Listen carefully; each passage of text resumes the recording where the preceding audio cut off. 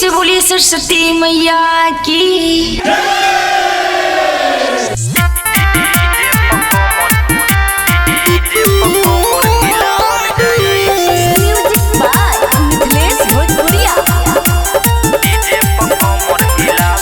पढ़े वाला लइकन के हे हई माई, मिली जुली सबके हो करे पूजाई।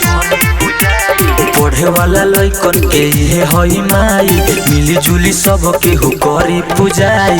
धूम धड़ाका से करे के पूजा, यार दोस्त सबके बोलावल जाई। सरस्वती माई के गाना बजा के डीजे पर कमर हिलावल जाई।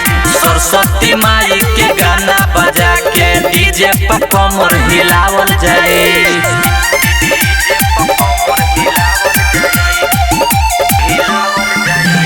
मिक्स बाय सोनू सावरिया।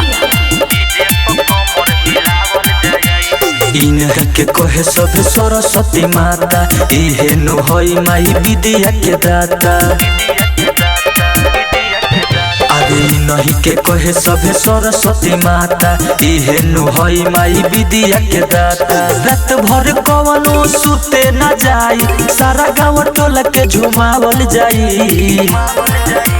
सरस्वती माई के गाना बजा के डीजे पर कमर हिलावल जाई।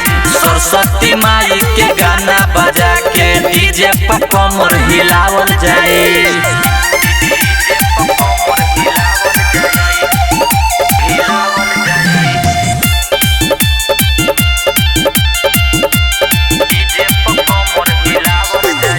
धनंजय से गाना गवा के ठुमका लगावल जाए ताली बजा के।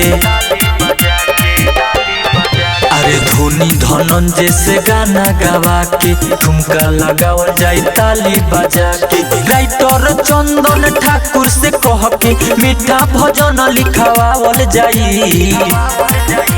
सरस्वती माई के गाना बजा के डीजे पर कमर हिलावल जाई।